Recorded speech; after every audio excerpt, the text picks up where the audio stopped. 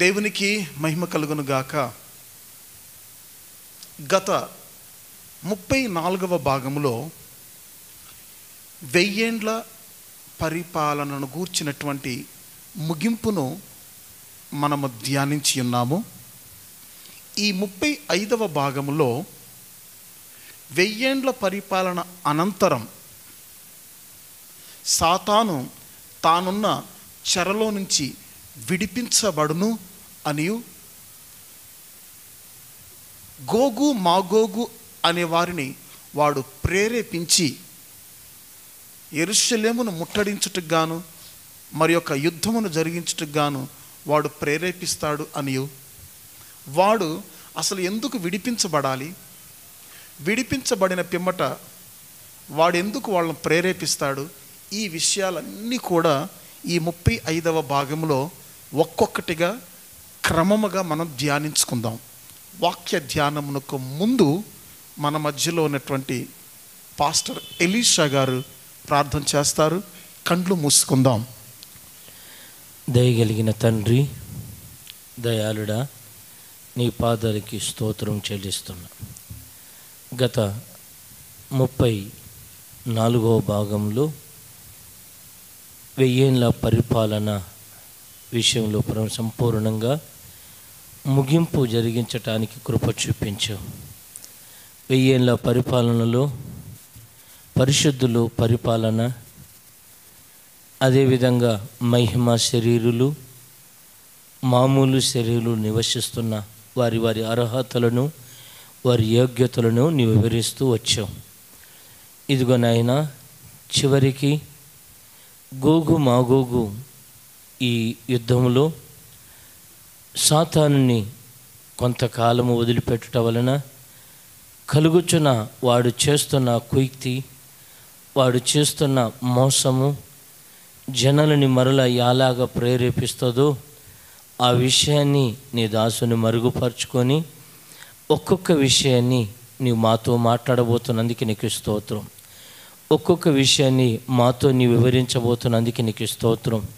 పరిశుద్ధాత్మదేవ, నీ బలము, నీ శక్తిని, నీ సామర్థ్యమును నీ దాసుని పైన నిలిచి నీ దాసుని నీవు మరుగుపరుచుకొని మా అందరితో నీ మాట్లాడు, మమ్మల్ని బలపరచు. మాతో పాటు ఒక గుంపు జనంగాన్ని సిద్ధపరిచి ఏ విధము చేతైనా నీ మహిమగల రాజ్యంలో నివసించే కృప మాకు అర్హత అనుగ్రహిస్తున్నందుకు నీకే కృతజ్ఞతాస్తుతులు చెల్లిస్తూ యేసు నామములో అడుగుచున్నాను తండ్రి, ఆమేన్.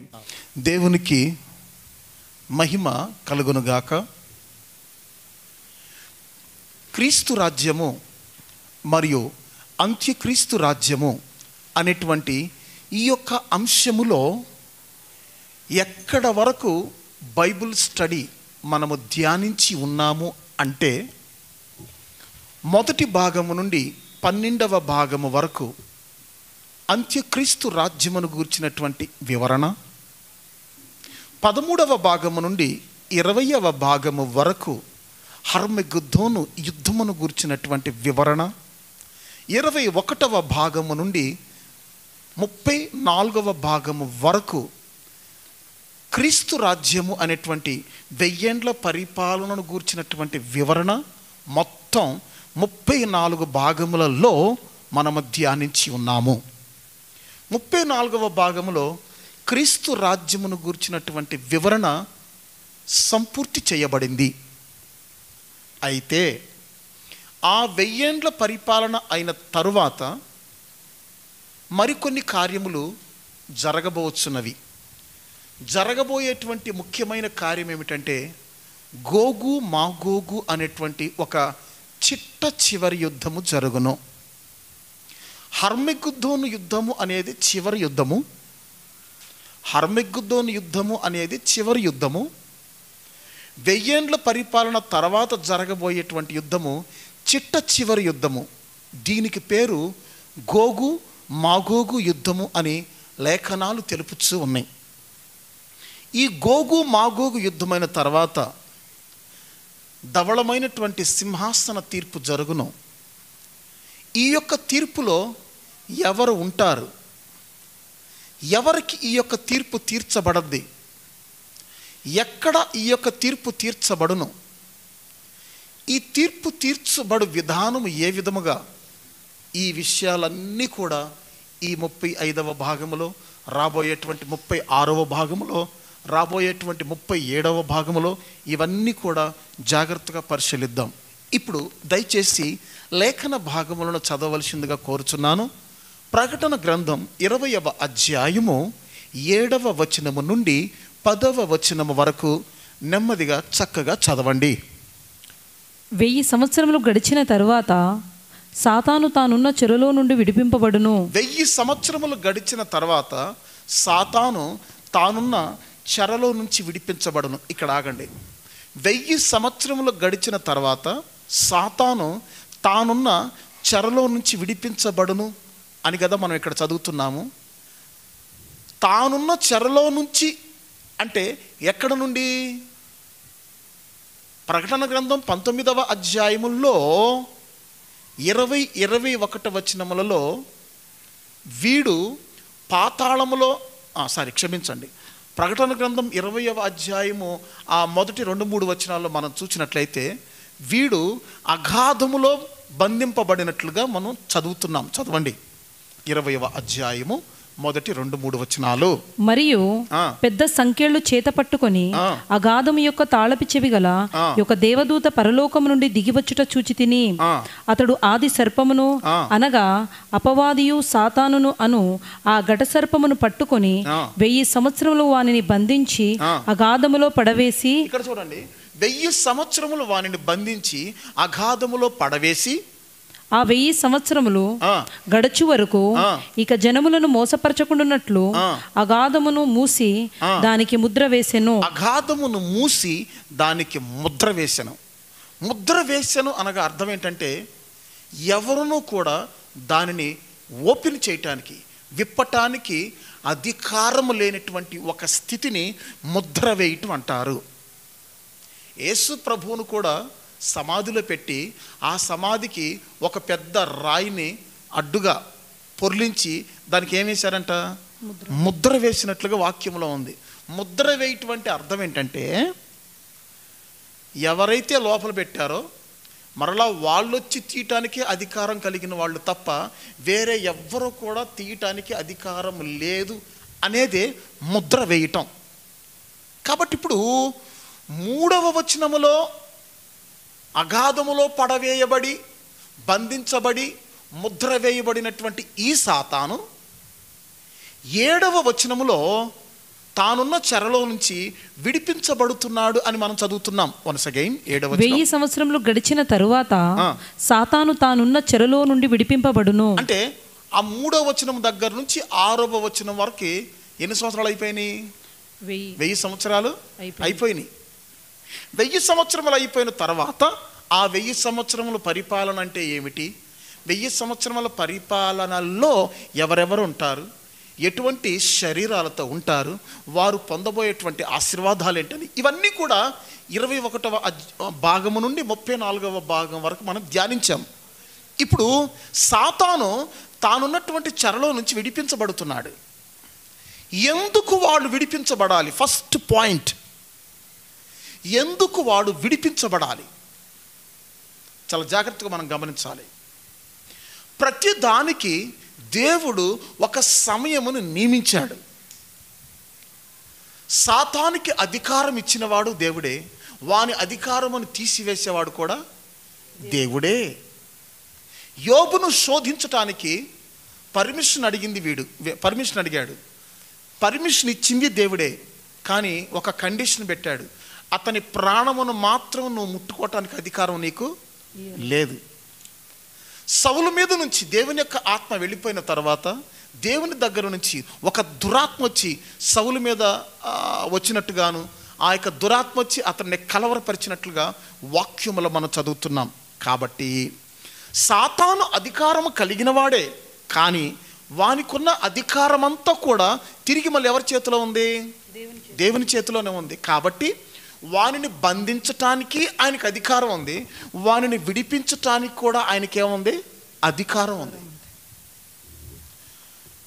3వ వచనములో వారిని ఎందుకు బంధించాడు అంటే, ఇక జనములను ఏమి చేయకుండా, మోసము చేయకుండా వాడిని బంధించాడు. అంటే 1000 సంవత్సరములు సాతాను యొక్క మోసములు ఏ విధముగాను 1000 ఏండ్ల పరిపాలనా కాలంలో ఉండవు. కానీ 1000 సంవత్సరములైన తర్వాత వాడు విడిపించబడతాడు.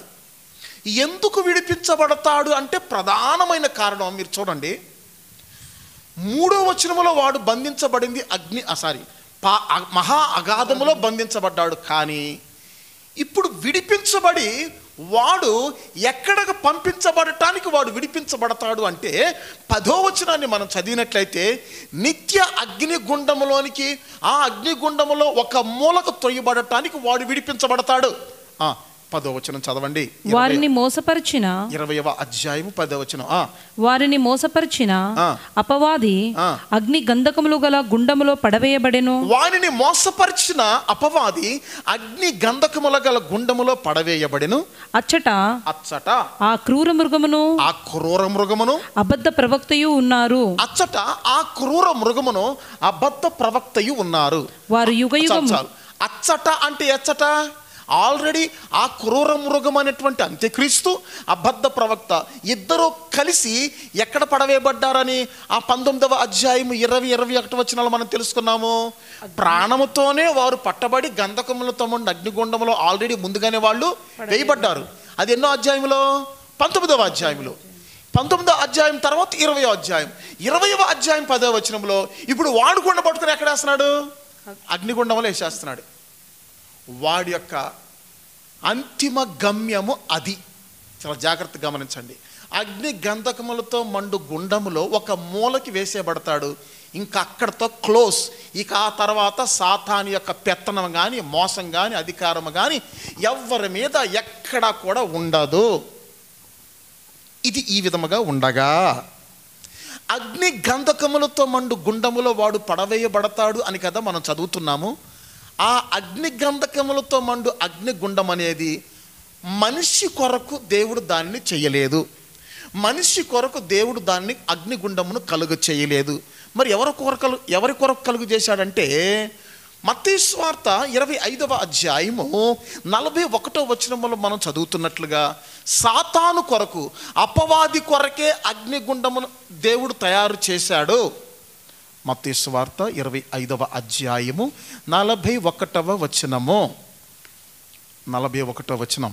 అప్పుడు ఆయన ఎడమవైపున ఉండువారిని చూచి, అప్పుడు ఆయన ఎడమవైపున ఉన్న వారిని చూసి, శపించబడిన వారలారా నన్ను విడిచి అపవాదికిని వాని దూతలకు అంటే వాని యొక్క అనుచరులకును సిద్ధపరచబడిన నిత్య అగ్నిలోకి పోవుడి. చూడండి, ఇప్పుడు ఈ యొక్క నిత్య అగ్ని ఎవరి కొరకు సిద్ధపరచబడిందంట? అపవాదికిని వాని యొక్క దూతలకు. ఇప్పుడు ఈ వచనం ప్రకారం ప్రకటన గ్రంథం 20వ అధ్యాయం 10వ వచనంలో చివరికి తీసుకొచ్చేసి సాతానుని ఎందులేస్తున్నాడు? అగ్నిగుండంలో వేసేస్తున్నాడు. అంటే ఆ అగ్నిగుండం సాతాను కొరకు మాత్రమే దేవుడు ఏర్పాటు చేశాడు. సాతాను కొరకు మాత్రమే ఏర్పాటు చేశాడు. కానీ మరి ఈ యొక్క 6000 సంవత్సరాలలోనూ, క్రీస్తు రాజ్యం అనేటువంటి 1000 ఏండ్ల పరిపాలనా కాలంలోనూ ఎవరైతే సాతాను ప్రేరేపణకు లోబడి వాని క్రియలు జరిగించారో, ఇప్పుడు వాళ్ళు కూడా ఎందులోకి వెళ్ళిపోతున్నారు? వాడితో పాటు అగ్నిగుండం. ఇప్పుడు ఒక ప్రభుత్వం ఓడిపోయింది అనుకోండి, ప్రధానమంత్రి ఓడిపోయాడు అనుకోండి, ప్రధానమంత్రితో పాటు ఆ పార్టీలో ఉన్న ఎంపీలు కూడా ఏమైపోతారు? ఓడిపోతారు. ఒక ప్రభుత్వం గెలిచిందనుకోండి, ఆ మంత్రితో పాటు ఆయన కింద ఉన్నటువంటి ఎమ్మెల్యేలంతా ఏమవుతారు? గెలుస్తారు. అదేవిధంగా 6000 సంవత్సరాలు చరిత్రలోను 1000 ఏండ్ల సంవత్సరములు అనేటువంటి యేసు ప్రభు యొక్క పరిపాలనలోను మొత్తం అక్కడ కానివ్వండి, ఇక్కడ కానివ్వండి, సాతాను ప్రేరేపణకు ఎవరైతే లొంగి వాని క్రియలు జరిగించారో వాళ్ళందరిని తీసుకెళ్ళి, అంటే సాతాను పార్టీని అంతా తీసుకెళ్ళి దేవుడు అగ్నిగుండంలో వేసేస్తాడు. ఇది చివరి తీర్పు. దేవునికి మహిమ కలుగు. సాతానుకు చివరి తీర్పు. దీని తర్వాత ఇంకా ఉంది చరిత్ర. దేవునికి మహిమ కలుగును గాక. ఇప్పుడు ఎందుకు వాడు ఆ తానున్న చెరలో నుంచి విడిపించబడతాడు అంటే, తీసుకెళ్ళి ఎందులో వేయబడతానికి అని చెప్పాను, అగ్నిగుండంలో. ఇదొక కారణం. రెండవది, వాడు ఎందుకు విడిపించబడతాడు అంటే, గోగు మాగోగు అనేటువంటి వారిని ప్రేరేపించటానికి వాడు విడిపించబడతాడు. అసలు ఈ గోగు మాగోగు అనేవారు ఎవరు అంటే, గత కాలంలో హర్మగిద్దోను యుద్ధము గురించి బైబిల్ స్టడీ చెప్పినప్పుడు నేను చెప్పాను, ఆ భాగాలలో ఉంటుంది. ఇప్పుడు కూడా ఈ సందర్భం వచ్చింది కనుక చెప్తున్నాను. గోగు మాగోగు అనేవాళ్ళు రష్యా మరియు రష్యాతో సంబంధపరచబడినటువంటి ఇరుగు పొరుగు దేశాలే గోగు మాగోగు అనేవాళ్ళు. ఒకప్పుడు యాకోబు సంతానమైనటువంటి ఇశ్రాయేలీలు లెక్కకు సముద్రపు ఇసుక రేణువుల వలెను ఆకాశ నక్షత్రము వలెను ఏ విధముగా విస్తరించి లెక్క పెట్టడానికి వీలు కాని విధంగా ఉన్నారో, 1000 ఏండ్ల పరిపాలన అయిపోయేటప్పటికీ ఈ గోగు మాగోగు అనేవారు కూడా లెక్క పెట్టడానికి వీలు కాని ఇసుక రేణువుల వలె ఉంటారంట. 11వ వచనం చదవండి. ఆ యొక్క 8వ వచనం 9వ వచనం, ప్రకటన గ్రంథం 20వ అధ్యాయం 8, 9 వచనాలు. భూమి నలుదిశల యందుండు జనములను లెక్కకు సముద్రపు ఇసుక వలె ఉన్న గోగు మాగోగు అనువారిని, చూడండి, లెక్కకు సముద్రపు ఇసుక వలె ఉన్నటువంటి గోగు మాగోగు అనువారిని మోసపరిచి వారిని యుద్ధమునకు పోగు చేయుటకై వాడు బయలుదేరును. దేవునికి స్తోత్రం కలుగును గాక. ఇప్పుడు వాడు తానున్నటువంటి చెరలో నుంచి విడిపించబడ్డాడు కదా. విడిపించబడినటువంటి వాడు ఇప్పుడు ఎక్కడికి బయలుదేరాడంట? గోగు మాగోగు అనేటువంటి వారు 1000 ఏండ్ల పరిపాలన అయిపోయేటప్పటికీ గోగు మాగోగు అనేటువంటి వీళ్ళ యొక్క సంతానం సముద్రపు ఇసుక రేణు వలె లెక్క పెట్టడానికి వీలు కానంతగా పెరిగిపోద్దంట వీళ్ళ యొక్క సంతానం. క్లుప్తంగా చెప్తున్నా వినండి. గోగు మాగోగు అంటే ఎవరో అనుకోబాకండి. గోగు మాగోగు అనగా నోవాహు సంతానముల నుండి వచ్చినటువంటి వాళ్ళే. జలప్రలయం తగ్గిన తర్వాత నోవాహు సంతానముల నుండి వచ్చినటువంటి వాళ్ళే ఈ గోగు మాగోగు, త్వగర్మ, రోషు అనేటువంటి వాళ్ళు. ఆదికాండం 10వ అధ్యాయము 6, 7, 8 వచనాలు చదవండి. ఆదికాండం 10వ అధ్యాయము 6, 7, 8 వచనాలు. హాము కుమారులు కూషు, మిస్రాయిము, పూతు, కనాను అనువారు. కూషు కుమారులు సెబా, హవీలా, సప్తా, రయామా, సప్తాకా అనువారు. రయామా కుమారులు షెబా, దాతాను అనువారు. కూషు నిమ్రోదును కనెను, అతడు భూమి మీద పరాక్రమశాలి ఉండుటకు ఆరంభించెను. తర్వాత 10వ అధ్యాయం 2వ వచనం కూడా చూద్దాం ఒకసారి. 2వ వచనం. యాపేతు కుమారులు గోమేరు, చూడండి, యాపేతు కుమారులు గోమేరు, మాగోగు, మదయి, యావాను, తూబాలు, మెషేకు. చాలు. ఈ యాపేతు ఎవరి కుమారుడు? నోవాహు కుమారుడు. జలప్రలయం తగ్గిపోయిన తర్వాత నోవాహు కుమారులను కుమార్తెలను కనెను. ఏమాత్రం మీరు కన్ఫ్యూషన్ కావద్దు, చక్కగా నేర్చుకోండి. జలప్రలయము తగ్గిన తర్వాత నోవాహు గర్భములో నుంచి పుట్టినటువంటి సంతానమే ఈ గోమేరు మాగోగు అనువాళ్ళు. ఈ గోమేరు మాగోగు అనేవాళ్ళు పెరిగి పెరిగి పెరిగి పెరిగి పెరిగి పెరిగి పెద్ద సంతానం అయిపోయి ఆ సంతానం ఒక దేశముగా మార్చబడ్డారు. ఆ దేశమే ప్రస్తుతం అందున్నటువంటి దేవుడు లేడు, దయ్యము లేదు అనేటువంటి ఆ సిద్ధాంతమును కలిగినటువంటి రష్యా వ్యవస్థాపకులు. వీళ్ళని యెహెజ్కేలు గ్రంథం 38వ అధ్యాయంలోకి వచ్చేటప్పటికి యెహెజ్కేలు ప్రవక్త అంటున్నాడు, రోషు గోగు మాగోగు వాడైనటువంటి అధిపత్యగు రోషు అంటున్నాడు. 38వ అధ్యాయం 1వ వచనం చదవండి. యెహెజ్కేలు గ్రంథం 38వ అధ్యాయము 1-2 వచనాలు. మరియు యెహోవా వాక్కు నాకు ప్రత్యక్షమై ఈలాగు సెలవిచ్చెను, నరపుత్రుడా, మాగోగు దేశపు వాడగు. చూసారా? మాగోగు దేశపు వాడగు. గోగు అనగా రోషునకును మెషేకునకును తుబాలునకును అధిపతి అయిన వాని తట్టు అభిముఖుడవై అతని గూర్చి ఈ మాట ఎత్తి ప్రవచింపుము. ఏమాత్రం వ్యత్యాసం లేదు ప్రియులారా. ఆది కాండము 10వ అధ్యాయము 2-3 వచనాల్లో ఉన్నటువంటి ఈ సంతానమే యెహెజ్కేలు గ్రంథం 38వ అధ్యాయములో ఈ సంతానముతోనే ఈ సంతానమునకు అధిపతి అయినటువంటి రోషుతో యెహెజ్కేలు ప్రవక్తను దేవుడు ప్రవచించమంటున్నాడు. రోషు అనగా గోగు మాగోగుకి ఎవరతడు? అధిపతి.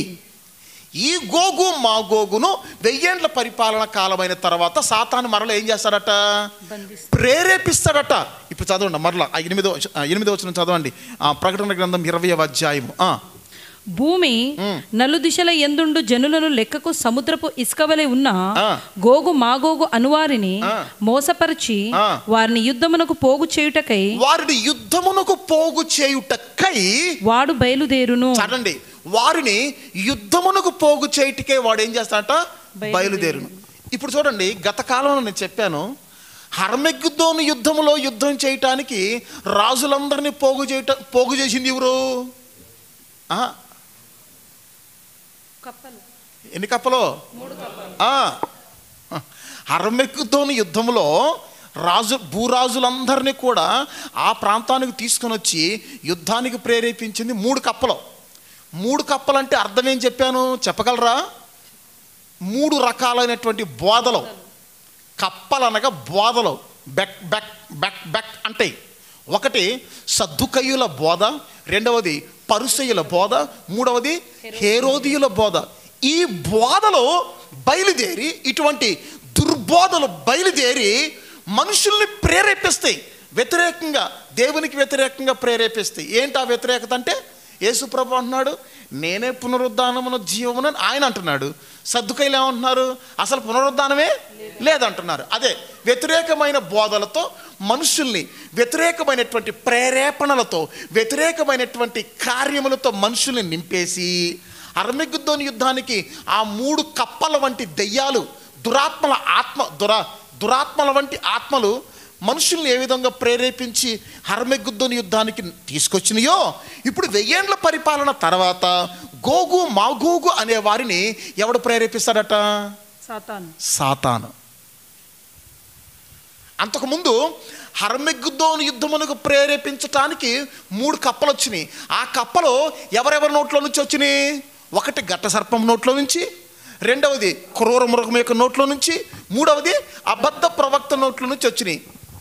హర్మెగ్దోను యుద్ధానికి ప్రేరేపించటానికి ఆ ఘట సర్పము నోటిలో నుంచి వచ్చినటువంటి ఆ కప్ప వారిని ప్రేరేపించింది. కానీ ఇప్పుడు అసలు డైరెక్ట్గా గోగు మాగోగు అనే వారిని అసలు డైరెక్ట్గా ఎవడ ప్రేరేపిస్తున్నాడు?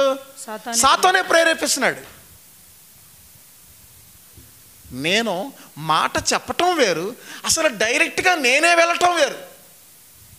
దేవునికి మహిమ కలుగును గాక. ఇప్పుడు వీళ్ళని ప్రేరేపించి ఒక యుద్ధానికి ప్రేరేపిస్తాడు.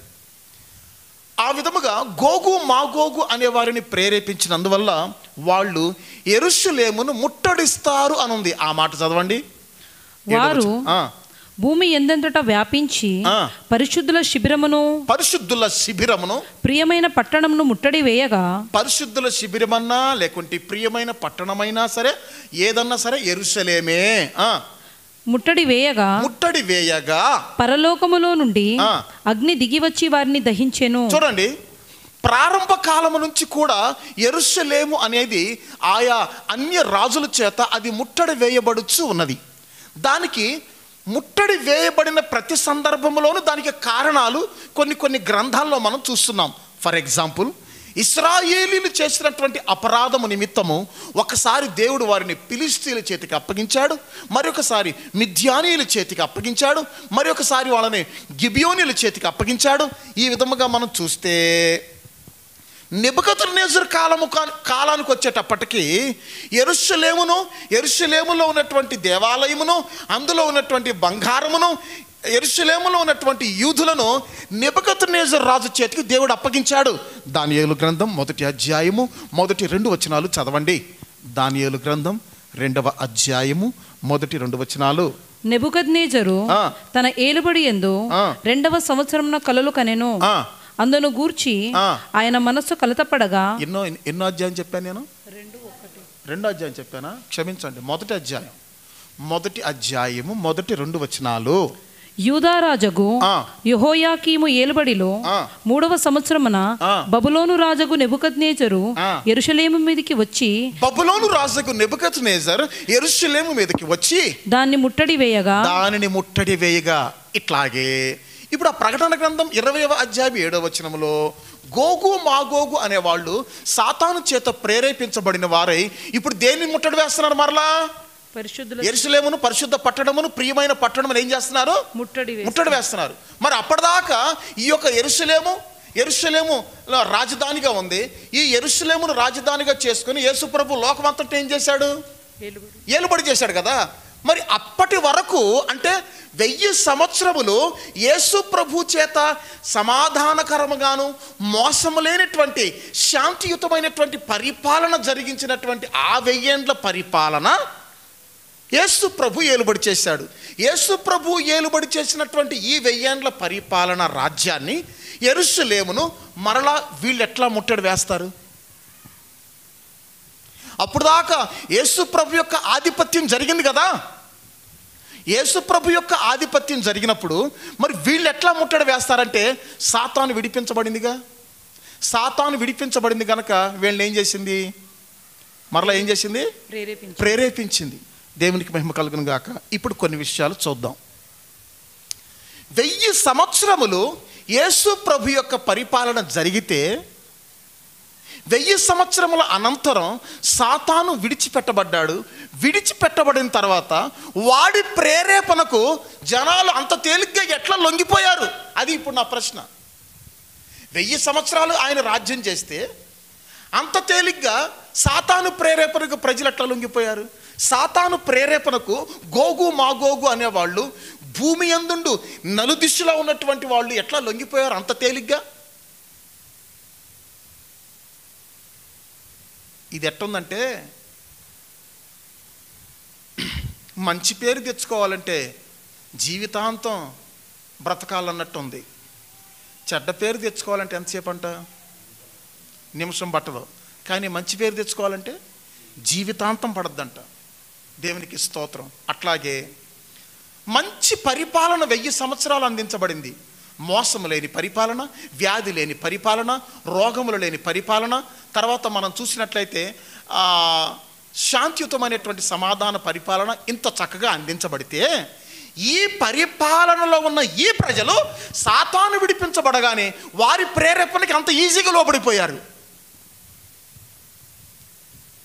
దీనికి కొన్ని కారణాలు ఉన్నాయి. చాలా జాగ్రత్తగా చెప్తున్నా, వినండి. 1000 సంవత్సరములు యేసు ప్రభు పరిపాలనలో ఉండి ఎటువంటి మోసకరమైనటువంటి పరిపాలన లేని రాజ్యములో ఉండి ఇంత త్వరగా సాతాను విడిపించబడగానే అంత త్వరగా వాళ్ళు ఎట్లా ప్రేరేపించబడ్డారు అంటే దాని అర్థం వాడు అగాధములో ఉన్నప్పటికీ వాడి ఫ్యాన్స్ 1000 ఏండ్ల పరిపాలనలో ఉన్నారన్నమాట. అది మ్యాటర్.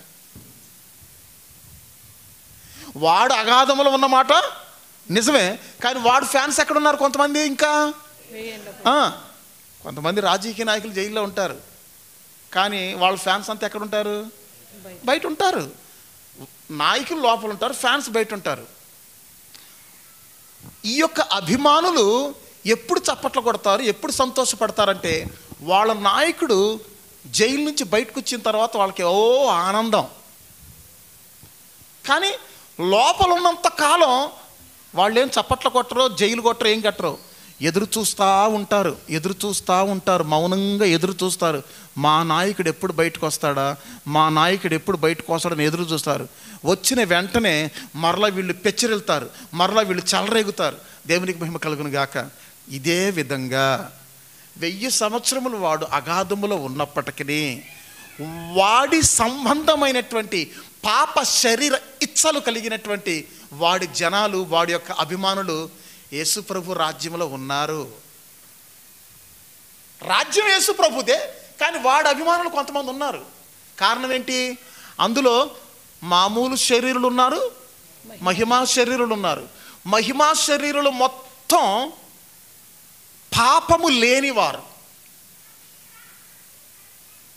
సంపూర్ణంగా పాపమును జయించి మహిమా శరీరమును పొందినటువంటి వాళ్ళు, వారి వారి వరసల్లో పునరుద్ధానము గావించబడి లేచినటువంటి వాళ్ళు, వాళ్ళకి అసలు పాపంతో సంబంధమే లేదు. కానీ మామూలు శరీరం ఉంటారే, వారికి మరి పాపంతో సంబంధం ఉంది. పాపముతో సంబంధం ఉంది కనుకనే 1000 ఏళ్ల పరిపాలన కాలంలో కూడా పిల్లలు పుడతారు. ప్రతి వీధిలో కూడా ఆడపిల్లలు మగపిల్లలు ఆడుకుంటారంట అర్థం ఏంటి? పెళ్ళిళ్ళు జరుగుతాయి. పెళ్ళిళ్ళు జరుగుతాయి అంటే అర్థం ఏంటి? మామూలు శరీరులు ఇంకా శరీర సంబంధమైనటువంటి కోరికలతో ఉంటారు. దేవునికి మహిమ కలుగును గాక. చాలా జాగ్రత్తగా వినండి. పెళ్ళిళ్ళు జరుగుతున్నాయి అంటే అర్థం ఏంటంటే శరీర సంబంధమైనటువంటి కోరికలు కలిగిన వాళ్ళు మామూలు శరీరులు 1000 ఏళ్ల పరిపాలనలో ఉంటారు. దేవునికి స్తోత్రం కలుగును గాక. వీళ్ళు పాప ఇచ్చలతో అంటే పాప సంబంధమైనటువంటి కోరికలతో ఉంటారు. వీళ్ళల్లో పాప సంబంధమైనటువంటి ఇచ్చలు అనేటువంటి కోరికలు అనేటువంటి విత్తనాలు ఆల్రెడీ వాళ్ళల్లో ఉన్నాయి గనక వాడు బయటికి రాగానే ఆ విత్తనాలు ఏమవుతాయి? మళ్ళా మొలకెత్తుతాయి. కరెక్ట్గా వాక్యములో ఉంది, నేను మీకు చెప్తాను చూడండి. పాపాత్ముడై శాపగ్రస్తుడగు సహితము 100 సంవత్సరములు ఆ యొక్క పరిపాలనలో బ్రతుకును. అంటే పాపాత్ముడు ఉంటాడు, దుర్మార్గుడు ఉంటాడు, కానీ వాడి యొక్క నాయకుడు బయటకు వచ్చేంత వరకు వాడి దుర్మార్గాన్ని 1000 ఏళ్ల పరిపాలన కాలంలో బయట పెట్టడానికి వీలు కాదు. యెషయా గ్రంథం 65వ అధ్యాయము 20వ వచనం అనుకుంటున్నా, చదవండి.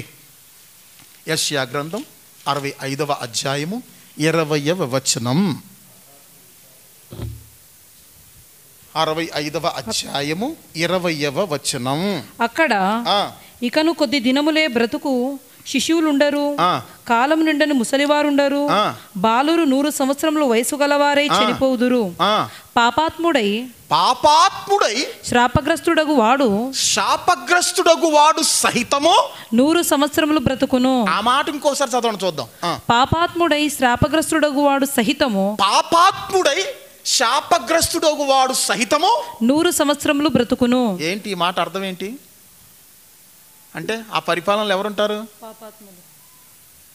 వెరీ సింపుల్, ఇంక సందేహమే లేదు. ఆ యొక్క 1000 ఏళ్ల పరిపాలన కాలంలో పాపాత్ములు ఉంటారు, శాపగ్రస్తులు ఉంటారు. ఈ పాపాత్ములై శాపగ్రస్తుడైన వాడు సైతము ఎన్ని సంవత్సరాలు బ్రతుకుతారట? 100 సంవత్సరం. అంటే పాపాత్ముడు కానివ్వండి, దుర్మార్గుడు కానివ్వండి, ఎవడన్నా కానివ్వండి, గోగు కానివ్వండి, మాగోగు కానివ్వండి, ఎవడన్నా కానివ్వండి, మినిమం లైఫ్ స్పాన్ ఆయుష్ కాలం ఎంతంట? 100 సంవత్సరాలు. 100 సంవత్సరాలు లోపు అసలు ఎవ్వరు చనిపోరు, పాపాత్ముడైనా సరే దుర్మార్గుడైనా సరే. బైబిల్లో క్లియర్గా ఉంది. మరి ఇప్పుడు ఆల్రెడీ వీళ్ళల్లో పాపాత్ముడైన ఏంటి ఆ మాట? అది పాపాత్ముడై శాపగ్రస్తుడగు వాడు సహితము. అంటే ఈ మాట అర్థం ఏంటి? 1000 ఏళ్ల పరిపాలన కాలంలో ఎవరుంటారు? మహిమా శరీరులు ఉంటారు, మామూలు శరీరులు ఉంటారు, పాపాత్ముడైన శాపగ్రస్తుడైన సహితము ఉంటాడు. కానీ ఆ శాపము వారిని ఏలుబడి చేయదు. ఎందుకు చేయదంట? ఈ పాపమునకు శాపమునకు అధికారైనటువంటి వీడు ఏం చేయబడతాడు? బంధింపబడి. పాపాత్ములు ఉంటారు, శాపగ్రస్తులైనటువంటి వారు ఉంటారు, కానీ ఈ పాపము ఈ శాపగ్రస్తం అనేది వారిని ఏలుబడి చేయదు. కారణం ఏంటంటే వాటికి అధికారైనటువంటి వాడు జైల్లో ఉన్నాడు. వాడు అభిమానులు మాత్రం బయట ఉన్నారు, వాడు మాత్రం ఎక్కడున్నాడు? జైల్లో ఉన్నాడు. ఇప్పుడు 1000 సంవత్సరములు వాడి కొరకు ఎదురు చూస్తారు. వాడు ఎప్పుడు విడిపించబడతాడా, వాడు ఎప్పుడు బయటకు వస్తాడా, మాకు అనుకూలమైనటువంటి వ్యక్తి, మా కార్యములు నెరవేర్చే వ్యక్తి ఎప్పుడు బయటకు వస్తాడని 1000 సంవత్సరాలు ఈ యొక్క జనాలు ఎదురు చూస్తారట. సరే, ఈ జనాలు ఎవరు? పాపాత్ములై శాపగ్రస్తుడగు వాడు సహితము అంటే అసలు ఈ పాపాత్ములు ఎట్టా పుట్టారు? ఈ శాపగ్రస్తుడగు వాడు సహితం అంటే వీళ్ళు అసలు ఎట్టా పుట్టారు అని మనం చూస్తే, గత కాలంలో నేను మీకు చెప్పాను, మత్తయి సువార్త 25వ అధ్యాయములో 31వ వచనము నుండి 46వ వచనం వరకు మనం ఓపికతో చదివితే, ఇప్పుడు చదవద్దు ఎందుకంటే అన్ని వచనాలు వీడియోలో చదవటానికి మనకి పద్ధతిగా ఉండదు, వినేవాళ్ళకు ఒకలాగా అనిపిస్తుంది. ముఖ్యంగా 31వ వచనం, 32వ వచనం, 33వ వచనం చదివితే అక్కడ ఒక తీర్పు జరిగినట్లుగాను, ఆ తీర్పులో గొల్లవాడు మేకలలో నుంచి గొర్రెలను వేరుపరుచున్నట్లుగా ఉంది కదా. చదవండి ఆ యొక్క మాట. తన మహిమతో మనుష్య కుమారుడు ఆయనతో కూడా సమస్త దూతలను వచ్చినప్పుడు ఆయన తన మహిమగల సింహాసనం మీద ఆసీనుడై ఉండును.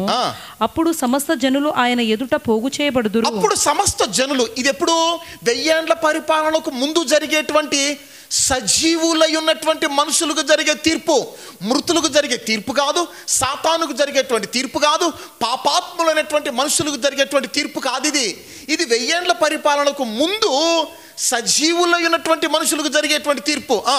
గొల్లవాడు మేకలలో నుండి గొర్రెలను వేరుపరచునట్లు, గొల్లవాడు మేకలలో నుండి గొర్రెలను వేరుపరచునట్లు ఆయన వారిని వేరుపరచి. ఇక్కడ ఆగండి. ఈ గొర్రెలు అనేవాళ్ళు గొర్రెలుగా ఎందుకు చెప్పబడ్డారు అంటే, శ్రమల కాలములోను మహాశ్రమల కాలములోను అల్పులైనటువంటి యూదులకు వీళ్ళు ఏం చేశారంట? సహాయం చేశారు. కొంతమంది అన్య జనులు కొంత అవగాహన కలిగిన వాళ్ళై, దాతృత్వం కలిగిన వాళ్ళై, లేదా నీతి న్యాయాలు వారి యొక్క మనసులో కలిగిన వాళ్ళై వీళ్ళు యూదులకు సహకరించారు. కానీ యేసు ప్రభువును అంగీకరించి రక్షింపబడినటువంటి వాళ్ళు కాదు వీళ్ళు. మరి యేసు ప్రభువును అంగీకరించి రక్షింపబడని వీళ్ళు 1000 ఏండ్ల పరిపాలనా కాలంలోకి ఎట్లా ప్రవేశించారు అంటే, కేవలము వారు యూదుల పట్ల చూపినటువంటి దాన ధర్మాలు, ఉపకారములే వాళ్ళకి అందులో ప్రవేశించడానికి హక్కు కల్పించింది.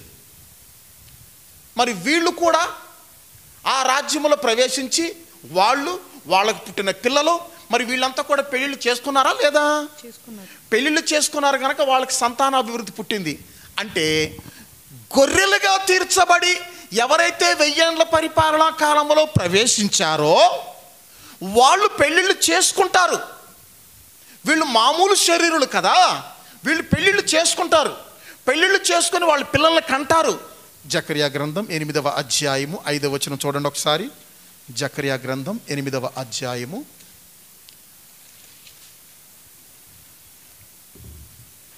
ఆ పట్టణపు వీధులు ఆటలాడు మగపిల్లలతోనూ ఆడపిల్లలతోనూ నిండి ఉండును. ఆడపిల్లలతో నిండి ఉంటే అంట. ఇంకోసారి చదవన్నమాట. ఆ పట్టణపు వీధులు ఆటలాడు మగపిల్లలతోనూ ఆటలాడేటువంటి మగపిల్లలతోనూ ఆడపిల్లలతోనూ నిండి ఉండును. ఏది చిన్నప్పుడు మనం గనక చంద్రుడు వెన్నెల్లో రోడ్డు మీద కూర్చొని కోతి కొమ్మ ఆట, వీరి గుమ్మడి పండు, వీరి పేరు ఏమిటని ఆటలాడుకున్నామే. చిన్నపిల్లలంతా కూడా చుట్టి దొంగ పోలీస్ ఆట ఆడుకుంటారు, చప్పట్లు కొట్టుకొని పండు పచ్చి అనేటువంటి ఆట ఆడుకుంటారు. వీరి గుమ్మడి పండు, వీరి పేరు ఏమిటని ఆటలాడుకుంటారే. అట్లాగే 1000 ఏండ్ల పరిపాలనా కాలంలో సంపూర్ణమైనటువంటి వెన్నెల కాంతిలో ప్రతి వీధిలో కూడా ఆడపిల్లలు మగపిల్లలు కలిసి ఏం చేస్తారంట? ఆటలు ఆడుకుంటారంట. ఇంకో వచనం కూడా ఉంది. యెషయా గ్రంథం 11వ అధ్యాయము 8వ వచనాన్ని మనం చదివినట్లయితే, యెషయా గ్రంథం 11వ అధ్యాయం 8వ వచనం. పాలు కుడిచి పిల్ల నాగుపాము పుట్ట యొద్ద ఆటలాడును. పాలు కుడుచు పిల్ల నాగుపాము పుట్ట యొద్ద ఏం చేస్తుందంట? ఆటలాడుకుంటదంట. మిడు నాగు పుట్ట మీద పాలు విడిచిన పిల్ల తన చెయ్యి చాచును. మరి ఈ పాలు కుడిచే పిల్లలు, ఆటలాడుకునే పిల్లలు ఎక్కడి నుంచి వచ్చారు? 1000 ఏండ్ల పరిపాలనా కాలంలో ఎక్కడి నుంచి వచ్చారు? అదే గొర్రెలుగా తీర్చబడి 1000 ఏండ్ల పరిపాలనా కాలంలో ప్రవేశించడానికి అవకాశం కల్పించబడ్డారే, వాళ్ళ పిల్లలే వీళ్ళంతా. ఈ విధంగా 1000 సంవత్సరాలలో వీళ్ళ పిల్లలు పెరిగి ఎట్టయిపోయారంట? లెక్క పెట్టడానికి వీలు కాని సముద్రపు ఇసుక రేణువుల వలె అయిపోయారట. దేవునికి స్తోత్రం కలుగును గాక. ప్రతి విషయాన్ని చాలా చక్కగా చక్కగా మనం ఆలోచించాలి, లేకుంటే అంత అయోమయం అంధకారంగా ఉంటుంది. దేవునికి స్తోత్రం.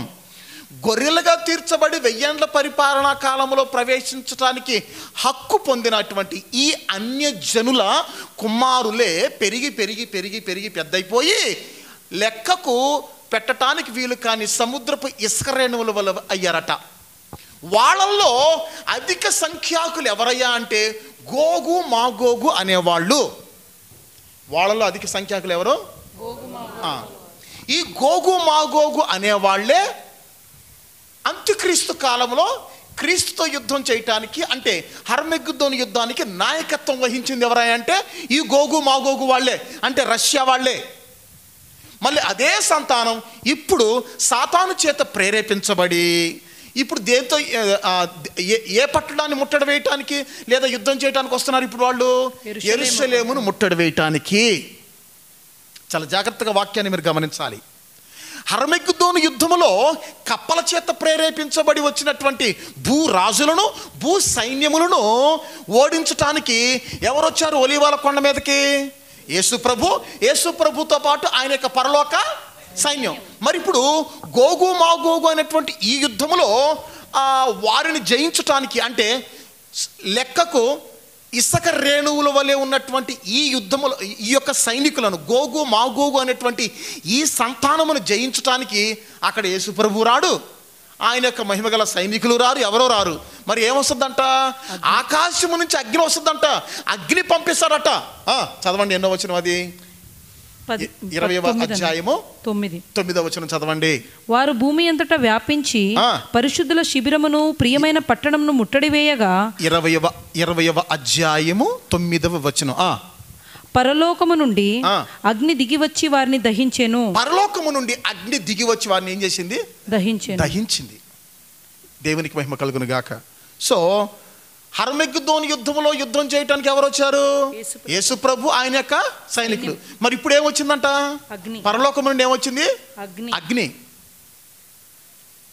నాకు అసలు ఈ మధ్య ఈ 1000 ఏండ్ల పరిపాలనా కాలం గురించి, హర్మెగ్దోను యుద్ధం గురించి ఇవన్నీ ధ్యానిస్తుంటే నా మనసులో ఒక ఆలోచన వస్తుంది. ఏంటి ఆ యొక్క ఆలోచన అంటే పైనుండి పరిష్కారం. అది ఆలోచన ఏంటి? పైనుండి పరిష్కారం. మనం ఏమీ చేయలేం, మన వల్ల కాదు.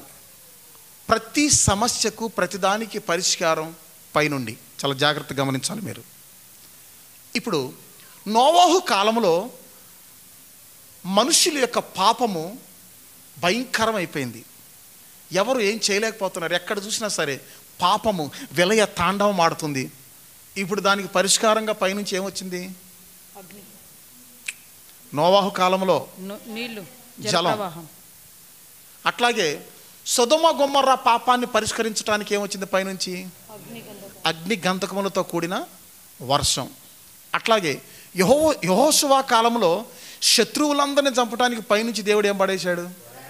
వడగండ్లు. ఇశ్రాయేలీలకు తమ జనాంగాన్ని ఐగుప్తు దేశంలో నుంచి బయటికి రప్పించడానికి పైనుంచి దేవుడు ఏం పడేశాడు? వడగళ్ళు. అక్కడ కూడా వడగళ్ళు బండి. ప్రకటన గ్రంథంలో కూడా పడబోతున్నాయి. 5 అడుగుల పెద్ద వడగండ్లు మనుషుల మీద పడబోతున్నాయి. అసలు ఇవన్నీ నాకు ఆలోచిస్తున్నప్పుడు నాకు ఒక థాట్ వచ్చింది. ఈ విషయాలన్నీ ఆలోచించి నాకు ఒక థాట్ వచ్చింది. ఆహా, ప్రతిదానికి పరిష్కారం ఎక్కడి నుంచి? పైనుంచి. అది కనుక నాకు వచ్చిన థాట్ పైనుంచి పరిష్కారం. దేవునికి మహిమ కలుగును గాక. దానికి ఒక విషయం నేను తయారు చేస్తున్నాను. ప్రభు చిత్తమైతే కొద్ది రోజుల తర్వాత దానిని ఇంకా లోతుగా మాట్లాడతా. పైనుంచి పరిష్కారం. యేసు ప్రభు ఒకసారి అంటున్నాడు, పైనుండి నీకు అధికారం ఇవ్వబడితే తప్ప నా మీద నీకు ఎటువంటి అధికారం లేదు.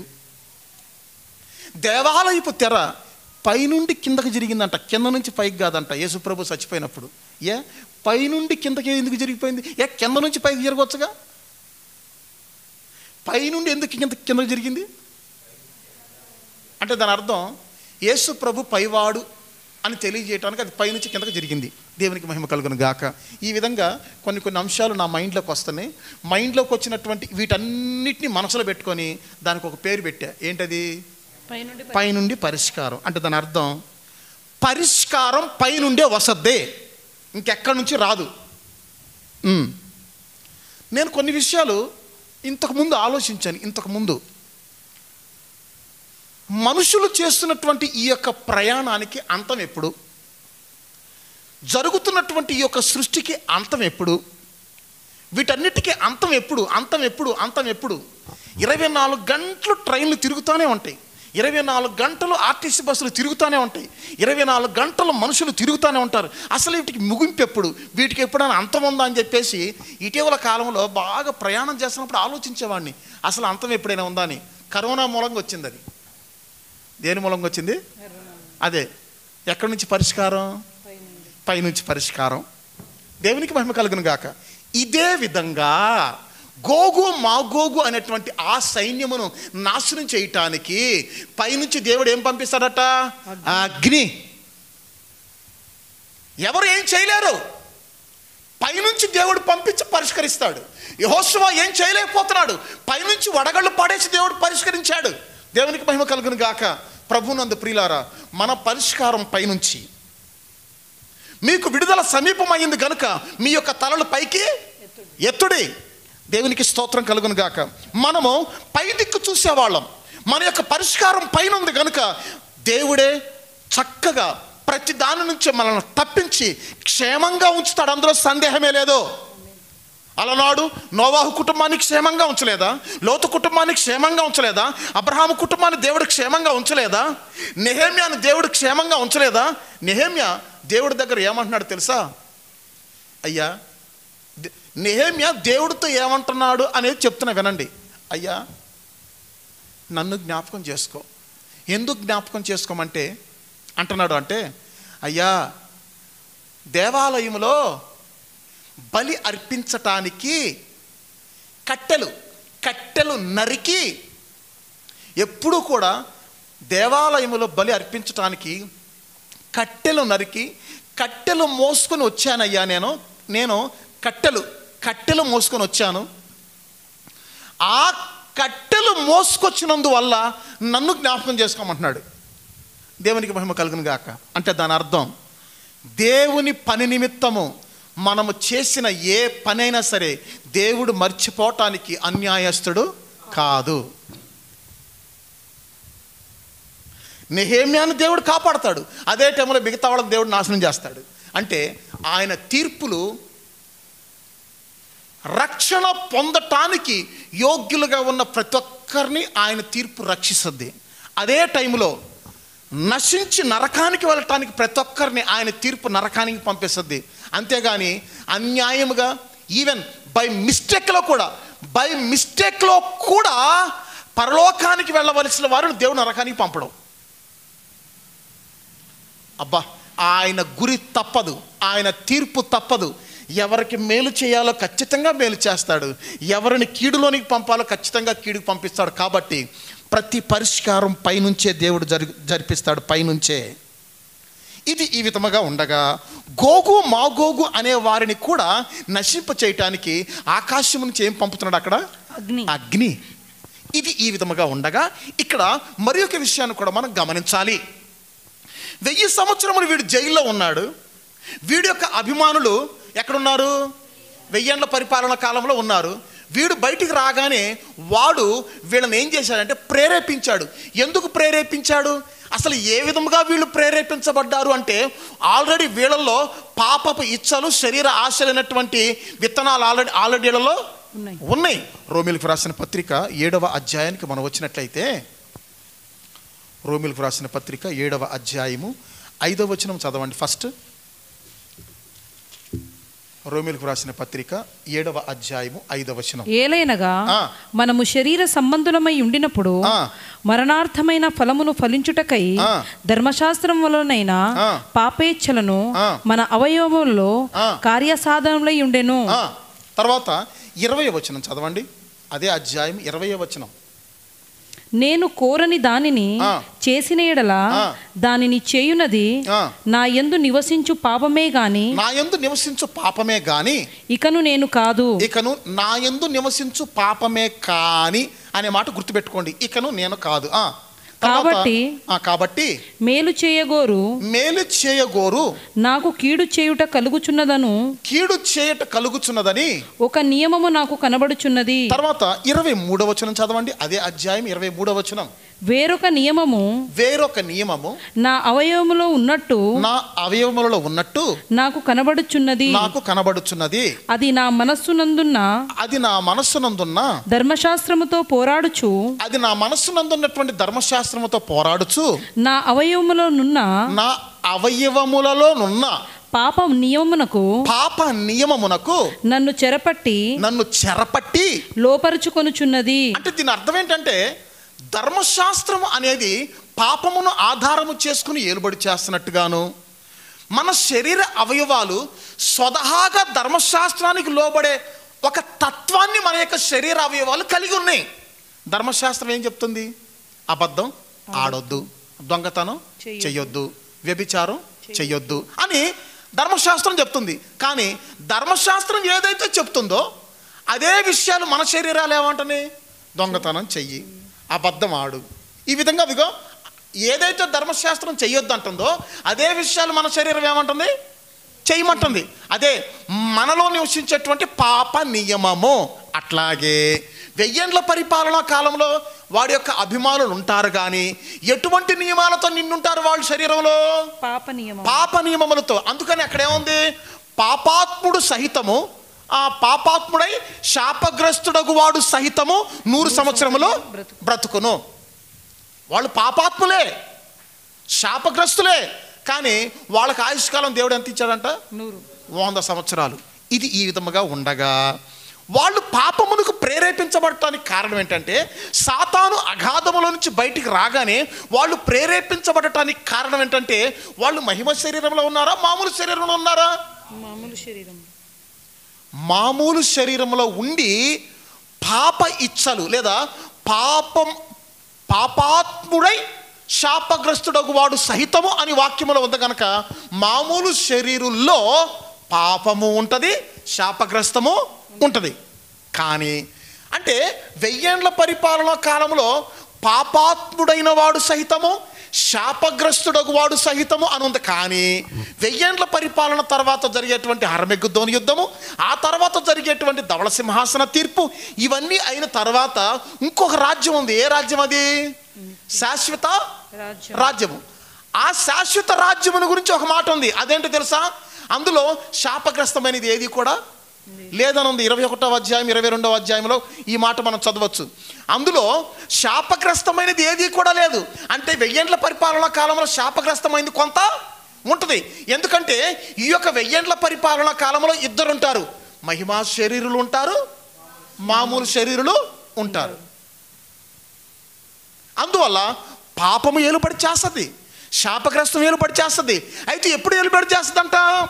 వీడు అగాధములో నుంచి బయటికి రాగానే. ఇప్పుడు మరి ఒక విషయాన్ని చూద్దాం. అదేంటి?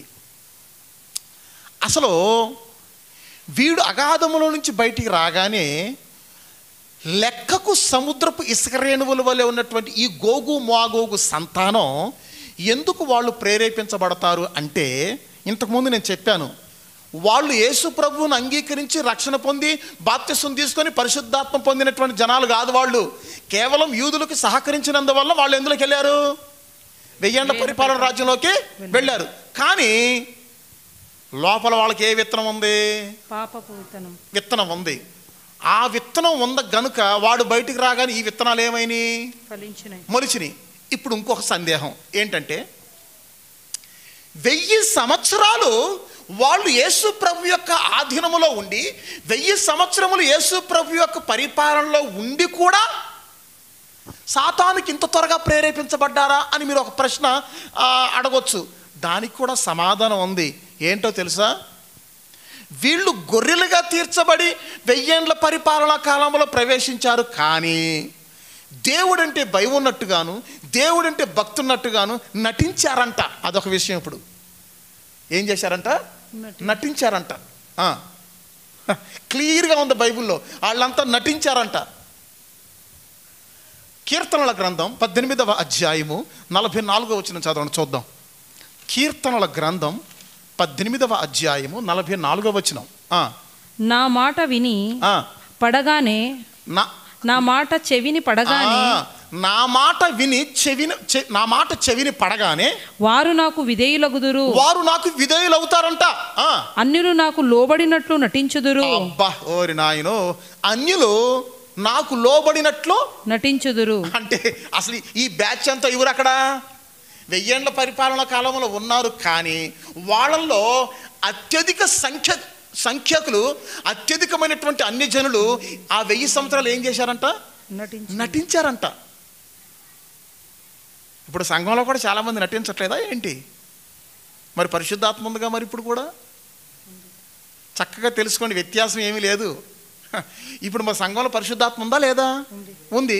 మరి పరిశుద్ధాత్మ ఉండి కూడా చాలామంది మరి భక్తులు ఏం చేస్తున్నారు? నటిస్తున్నారు కదా. మరి గుర్తుపెట్టుకోండి, నేను చెప్తున్నా, నటించే వాళ్ళు ఎక్కువ దర్శనాలు చూస్తారు, నటించే వాళ్ళు ఎక్కువ ప్రవచనాలు చెప్తారు, నటించే వాళ్ళు ఎక్కువ కళలు, ఎక్కువ దర్శనాలు, ఎక్కువ ప్రవచనాలు చూస్తారు. నిద్రపోయిన వాళ్ళు లేపొచ్చు అంట, నిద్రపోతున్నట్టు నటించిన వాడిని లేపలేమంట. చూసారా? నిద్రపోయిన వాడిని రేయ్ అంటే ఒక్క దెబ్బతో లెగిస్తాడు వాడు. కానీ నిద్రపోతున్నట్టు నటించేవాడిని మాత్రం ఎన్ని కేకలేసినా లేపలేం. కారణం ఏంటి? వాడికి ఏమవుతుంది? వినిపడుతుంది. వాడు మెలకుగానే ఉన్నాడు, కందుకు లేకట్లా. వాడు అసలు నిజంగానే మెలకుగా లేడనుకో, నిజంగానే నిద్రపోయాడు అనుకో, తుళ్ళిపడి లెగుతాడు ఒక్క అరుపు అరవగానే. అంటే ఇప్పుడు దీని అర్థం 1000 ఏళ్ల పరిపాలన కాలంలో ఉన్నటువంటి గొర్రెలుగా తీర్చబడి అందులోకి వెళ్ళినటువంటి ఈ అన్ని జనాంగం ఆ జకర్యా గ్రంథం 8వ అధ్యాయం 5వ వచనంలోను, 11వ అధ్యాయం యెషయా గ్రంథం 11వ అధ్యాయం 8వ వచనంలోను వాళ్ళకి పిల్లలు పుట్టినట్టుగా, ఆ యొక్క పిల్లలు ఆ యొక్క పట్టణపు వీధుల్లో ఆడుకున్నట్లుగాను, మిడునాగు పుట్ట యొద్ద పాలు కుడుచు పిల్ల చెయ్య పెట్టినట్టుగాను, వాళ్ళ పిల్లలంతా పెరిగి 1000 సంవత్సరాలు అంటే ఎన్ని జనరేషన్లు పుడతారు? పుట్టి వాళ్ళు ఎట్ట తయారయ్యారంట? లెక్కకు సముద్రపు ఇసుక రేణువులంతా తయారయ్యారంట. ఎట్లా తయారయ్యారంటే వీళ్ళంతా కూడా నటించారు. ఎంత చక్కగా ఉంది. భక్తుడు దావీదు అంటున్నాడు ఆ యొక్క వచనంలో, నా మాట చెవిని పడగానే వాళ్ళు నాకు విధేయులగుదురు, అన్ని జనులు నాకు విధేయునట్లు నాకు లోబడినట్లు నటించారు. ఇప్పుడు బీజేపీ ప్రభుత్వం భారతదేశాన్ని ఏలుబడి చేస్తుంది. అట్లని అందరూ బీజేపీ పార్టీ అనా? కొంతమంది ఏ పార్టీ అభిమానులు ఉన్నారు? కాంగ్రెస్ పార్టీ అభిమానులు కూడా ఉన్నారు. కానీ అత్యధిక మెజారిటీతో ఉండి మెజారిటీ ద్వారా అధికారంలో ఉన్నటువంటి పార్టీ అదే గనక వాళ్ళ విధానాలకు, వాళ్ళ యొక్క రూల్స్కు లోబడుతున్నట్లుగా మిగతా వాళ్ళంతా ఏం చేస్తారు? ఇప్పుడు 5 సంవత్సరాలు నటిస్తారు.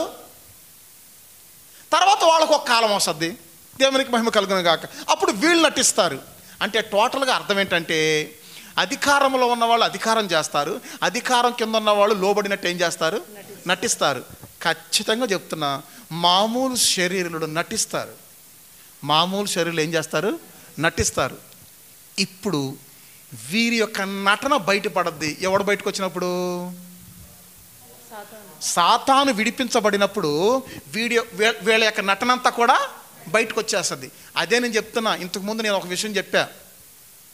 వాడు ఏమన్నాడు? నువ్వు నాకు ఒక్కసారి నమస్కారం పెడితే ఇవన్నీ నీకు ఇచ్చేస్తానన్నాడు కదా. అప్పుడు నేను చెప్పాను కదా, 2-3 మాటలు చెప్పా. వాడు అసలు నంబర్ 1 లయర్, అబద్ధీకుడు. రెండవది పెద్ద కమిడియన్. ఏంటాడు? పెద్ద కమిడియన్. ఏంటి ఆ కామెడీ? అసలు లోకరాజ్యాలన్నింటినీ కలుగు చేసింది ఎవరు? దేవుడు. మళ్ళీ ఈడేమంటున్నాడు? నాకు నమస్కారం పెడితే నీకు ఇస్తానంటున్నాడు. పెద్ద పెద్ద కామెడీ కదా మరి. అంటే ఆయన కలుగు చేసిన వాటన్నిటిని మళ్ళీ తిరిగి ఆయనకి ఇస్తాడు. ఇది పెద్ద కామెడీ ఇది. పైగా నాకు నమస్కారం పెడితే ఇస్తానంటున్నాడు. నమస్కారం పెడితే ఇచ్చే రకమా వాడు? అట్లా కాదు, దండం పెట్టించుకొని పిండం పెట్టే రకం వాడు. దేవునికి మహిమ కలుగును గాక. కాబట్టి వాడు దండం పెట్టించుకొని పిండం పెడతాడు, ఇవ్వడో, అంతా అబద్ధం. పైగా ఆయన సృష్టించినటువంటి రాజ్యాలు తిరిగి ఆయనకే ఇస్తున్నాడు. ఇది పెద్ద కామెడీ. కాబట్టి వాడిలో అంత పెద్ద యాక్టర్ ఉన్నాడు, అంత పెద్ద యాక్టర్. ఇప్పుడు వాడు 1000 సంవత్సరాలు బంధించబడ్డాడు కనుక వాడికి సంబంధించినటువంటి యాక్టర్స్ అంతా ఏం చేశారంట? 1000 సంవత్సరాలు యాక్టింగ్ చేశారంట. ఏంటి యాక్టింగ్? ఆయనకి విధేయులైనట్టుగా యాక్టింగ్ చేశారంట. ఇప్పుడు వాడు బయటికి రాగానే వీళ్ళ యాక్టింగ్ కాస్త బయటపడింది. దేవునికి మహిమ కలుగును గాక. ఇక్కడ మరి ఒక విషయాన్ని కూడా మనం చూడాలి. అదేంటి చెప్పనా? ఇప్పుడు వీళ్ళు ఆయనకు లోబడినట్టుగా నటించెదరు అని వాక్యంలో ఉంది కదా. 1000 సంవత్సరాలు వీళ్ళు నటించారు. ఎందుకు నటించారు అంటే, ఈ 1000 సంవత్సరములు యేసు ప్రభు యొక్క పరిపాలన ఎంత ఖచ్చితమైనటువంటి పరిపాలన అంటే ఇనుప దండముతో ఆయన వారిని ఏలును అని ఉంది కదా. 2వ అధ్యాయము 9వ వచనం ప్రకటన గ్రంథం చదవండి. ప్రకటన గ్రంథం 2వ అధ్యాయము 9వ వచనం. నీ శ్రమను దరిద్రతను నేను ఎరుగుదును, అయినను నీవు ధనవంతుడవే. తాము యూదులమని చెప్పుకొనుచు యూదులు కాక సాతాను సమాజపు వారి వలన. అది కాదు, క్షమించండి. ప్రకటన గ్రంథం చెప్పానా? కాదు. కీర్తనల గ్రంథం 2వ అధ్యాయం 9వ వచనం. కీర్తనల గ్రంథం 2వ అధ్యాయం 9వ వచనం. ఇనుప దండముతో నీవు వారిని నలుగుగొట్టెదవు, కుండలను పగలగొట్టినట్లు వారిని ముక్క చెక్కలుగా పగలగొట్టెదవు. ఇనుప దండముతో నీవు వారిని ఏలుబడి చేసేదవు అని ఈ యొక్క 2వ అధ్యాయంలో ఉంది. ఇది 2వ అధ్యాయంలో ఉన్నటువంటి సంగతులు ఏ కాలానికి సంబంధించిన సంగతులు? 2వ అధ్యాయంలో ఉన్నటువంటి విషయాలు ఏ కాలానికి సంబంధించిన విషయాలుగా ఈ దావీదు ప్రవచిస్తున్నాడంటే, హర్మెగ్దోను యుద్ధము ప్లస్ హర్మెగ్దోను యుద్ధము అనంతరం జరిగేటువంటి 1000 ఏండ్ల పరిపాలనను గూర్చి ఈ దావీదు మాట్లాడుతున్నాడు. అదే ఆ 2వ అధ్యాయం 3వ వచనం చదవండి. భూరాజులు యెహోవాకును ఆయన అభిషక్తునికి విరోధముగా నిలబడుచున్నారు. ఏలికలు ఏకీభవించి ఆలోచన చేయుచున్నారు. ఆకాశమందు ఆసీనుడగువాడు నవ్వుచున్నాడు. ప్రభువు వారిని చూచి అపహాసించుచున్నాడు. ఇప్పుడు 9వ వచనం అంటే ఆ అధ్యాయం అంతా కూడా ఈ యొక్క యుద్ధమును గురించి, 1000 ఏండ్ల పరిపాలనను గురించి, ఆ యొక్క పరిపాలనలో యేసు ప్రభు వారిని ఏ విధంగా ఏలుబడి చేస్తాడు అనటానికి గుర్తుగా, సూచనగా ఆ 9వ వచనం. ఇనుప దండముతో నీవు వారిని నలుగుగొట్టెదవు, కుండలను పగలగొట్టినట్టు వారిని ముక్క చెక్కలుగా పగలగొట్టెదవు. ఇప్పుడు 66వ అధ్యాయము 3, 4, 5 వచనాలు చదవండి. కీర్తనలు 66వ అధ్యాయము 3, 4, 5 వచనాలు. ఈలాగు దేవునికి స్తోత్రము చెల్లించుడి. నీ కార్యములు ఎంతో భీకరమైనవి. నీ బలాతిశయమును బట్టి నీ శత్రువులు లొంగి నీ యొద్దకు వచ్చెదరు. సర్వలోకము నీకు నమస్కరించి నిన్ను కీర్తించును. నీ నామమును బట్టి నిన్ను కీర్తించును. దేవుని ఆశ్చర్య కార్యములను చూడరండి. నరుల ఎడల ఆయన జరిగించు కార్యములను చూడ ఆయన భీకరుడై ఉన్నాడు. దేవునికి మహిమ కలుగును గాక. చూడండి, ఈ యొక్క 66వ కీర్తన 3, 4, 5 వచనాల్లోను, 2వ కీర్తన 7, 8, 9 వచనాల్లోను, ఈ 2 వచనాలలో ఇనప దండముతో ఆయన ఏలుపుతున్నప్పుడు సర్వలోకము ఆయనకి ఏం చేస్తుంది అంటే నమస్కారం చేస్తుంది. ఎందుకని? ఆయన చేతిలో ఏ దండం ఉంది? ఇనప దండం. మోషే చేతిలో ఉన్న దండం ఏ దండం? అది కర్ర. అది కర్ర, ఇది ఇనప దండం. ఇనప దండం అంటే అర్థం ఏంటి చెప్పనా? అందుకు 1000 సంవత్సరాలు ఆయన చేతిలో ఇనప దండం ఉంది గనుక 1000 సంవత్సరాలు ఆయనకు లోబడినట్టుగా నటిస్తారు జనాలు. వాడు రాగానే వాళ్ళ యొక్క నటన బయటకు వచ్చేస్తుంది, వాళ్ళ యొక్క నిజస్వరూపం బయటకు వచ్చేస్తుంది. వాళ్ళలో ఉన్నటువంటి పాప ఇచ్చలైనటువంటి విత్తనాలు ఏమవుతాయి? మొలకెత్తుతాయి. ఇది ఈ విధముగా ఉండగా ఇనప దండముతో ఏలుబడి చేయటువంటి అర్థం ఏంటి చెప్పనా నేను మీకు. ఇప్పుడు ఇది మీకు అర్థం కావాలంటే ఇంకో విషయం చెప్తాను, వినండి. అదేంటంటే, గత కాలంలో నెబుకద్నెజర్ రాజు యొక్క కలలో ఒక ప్రతిమ కనబడింది కదా. ఆ ప్రతిమలో మోకాళ్ళు అంటే ఏంటి? ఏ ప్రభుత్వం? మోకాళ్ళు ఇనుము. ఇనుము అంటే ఏ ప్రభుత్వం? రోమా ప్రభుత్వం. తర్వాత కింద పాదాలలో కొంత మట్టుకు ఇనుము, కొంత మట్టుకు మట్టి అని ఉంది కదా. కొంత మట్టుకు ఇనుము, కొంత మట్టుకు మట్టి అంటే ఏమని చెప్పాడు అక్కడ? ఆ యొక్క వ్యాఖ్యానం, ఆ యొక్క వచనాల్లో ఏం చెప్పాడు? ఆ రాజ్యము ఒక విషయంలో నీరసంగాను, ఒక విషయంలో బలముగాను ఉండును. అంటే ఇనుము అనగా అర్థం ఏంటంటే బలమైనటువంటి లోహము. ఇనుమనగా అర్థం ఏంటంటే ఎవరికి కూడా లొంగని తత్వము. ఇనుమనగా అర్థం ఏంటంటే బలమంగా పరిపాలించేటువంటి ఒక లోహము. ఇనుమనగా అర్థం ఏంటంటే క్రమశిక్షణతో కూడినటువంటి పరిపాలన.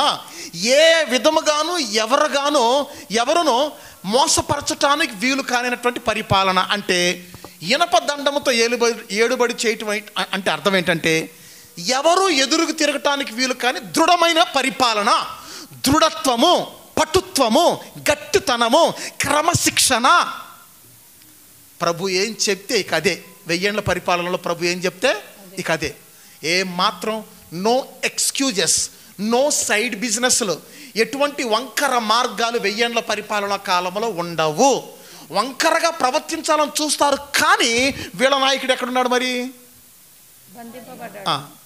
వంకరగా ప్రవర్తించాలని ఉంది, వీళ్ళు ప్రవర్తించలేరు. కారణం వాడు ఎక్కడున్నాడు?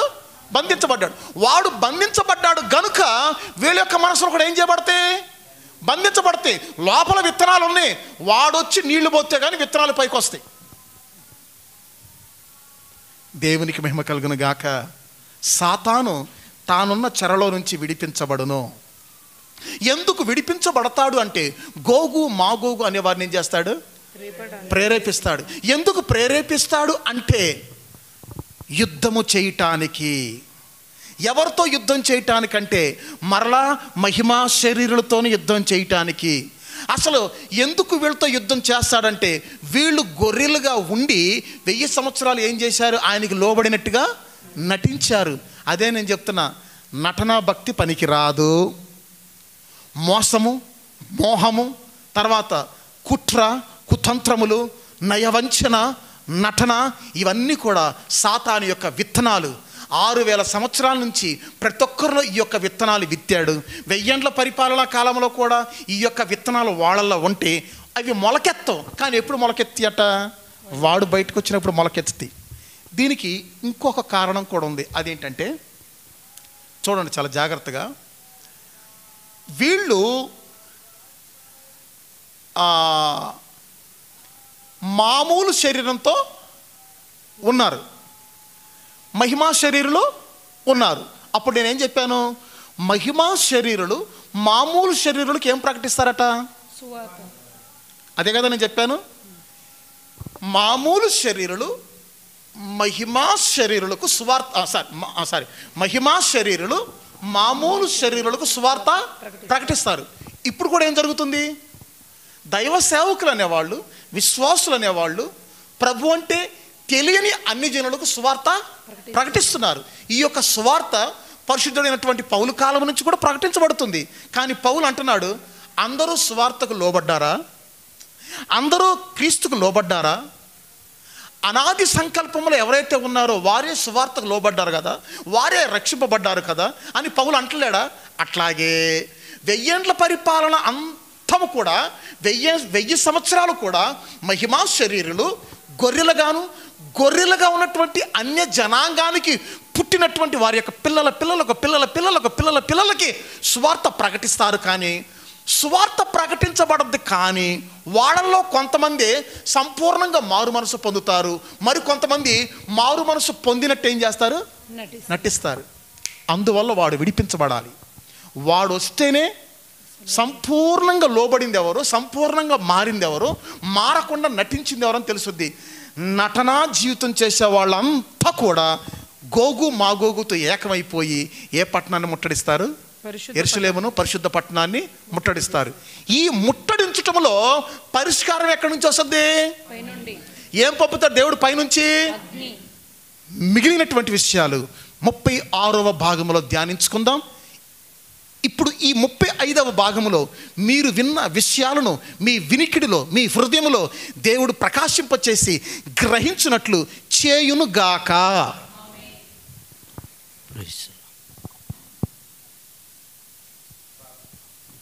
అందరు తలలంచండి, ప్రార్థన చేసుకుందాం. కృపగలిగిన తండ్రి, పరిశుద్ధుడా, నీ పాదలకి స్తోత్రం చెల్లిస్తున్నాను. ఈ 35వ భాగంలో అయ్యా, సాతాను ఎవరిని ప్రేరేపిస్తుంది?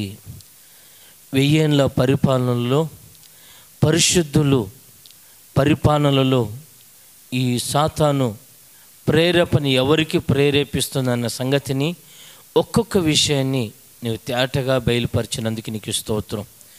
1000 ఏళ్ల పరిపాలనలో ఇదిగో సాతానికి సంబంధించిన వాళ్ళు ఉన్నారన్న సంగతి మేము గ్రహించలేని అతి లోతైన సత్యాలని నీవు బయలుపరిచినందుకు నీకు స్తోత్రం.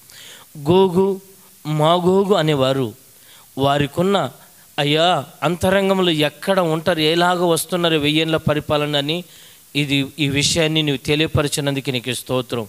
ఇదిగో నాయన, గొర్రెలు అనేవాళ్ళు వారు మారు మనసు పొందినట్టు కాదు నాయన, వారు నటించి యూదులకు సహకరించటం వలన వాళ్ళు పొందిన మేలులు, ఉన్నతమైన ఉపదేశం వినక, సువార్తను అంగీకరించక, వాళ్ళలో ఉన్న పాపము పనిచి క్రియ చేసి చివరికి నీకు విరుద్ధంగా వస్తున్నప్పుడు నాయన, ఆ విషయాన్ని ఆకాశము నుంచి అగ్ని అలాగ దిగొస్తుందన్న సంగతిని కూడా నీవు మాకు బయలుపరిచావు.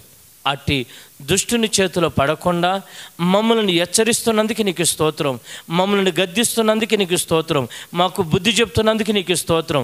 అయ్యా, ఈరోజు నీవు ఇత్తబడిన ఈ ఉపదేశం ద్వారా మేము విని జాగ్రత్తపడి మా జీవితాలను సరిచేసుకొని ఏ విధము చేతైనా మహిమ శరీరులుగా ఆ 1000 ఏళ్ల పరిపాలనలో ఉండటానికి కృప చూపించమని ఈ మాటలు వింటున్న ప్రతి ఒక్క బిడ్డని నీవు ఆశీర్వదించి దీవెనకరంగా మార్చు. నీ దాసుని బలపరిచి ఇంకా లోతైన సత్యాలను బయలుపరిచి మా జీవితాలని, అనేకులని జీవితాలను సరిచేసి ఒక గుంపు జనంగాన్ని అయా సాతాను వశములో నుంచి తప్పించబడి, సాతాను కబంధస్థం నుంచి విడిపించబడి రక్షణ పొంది మహిమగల రాజ్యానికి సిద్ధపడటానికి నీవే కృప చూపించమని యేసు నామములు అడుగుచున్నాను తండ్రి. మన ప్రభువైన యేసుక్రీస్తు కృపయు, తండ్రి అయిన దేవుని ప్రేమ, పరిశుద్ధాత్మ సావాసము సన్నిధి సకల పరిశుద్ధులకి కూడొచ్చిన ప్రతి ఒక్క బిడ్డకి, ఈ మాటలు వింటున్న ప్రతి బిడ్డకి, దైవ సేవకునికి తోడయుండి నడిపించునుగాక. హల్లెలూయా, హల్లెలూయా, హల్లెలూయా. మిగిలినటువంటి మరికొన్ని విషయములు 36వ భాగంలో ధ్యానించుకుందాం. అప్పటి వరకు దేవుని కృప మీకు తోడై ఉండి నడిపించునుగాక. ఆమెన్. అందరికీ కూడా మా యొక్క వందనాలు. స్తోత్రం, స్తోత్రం.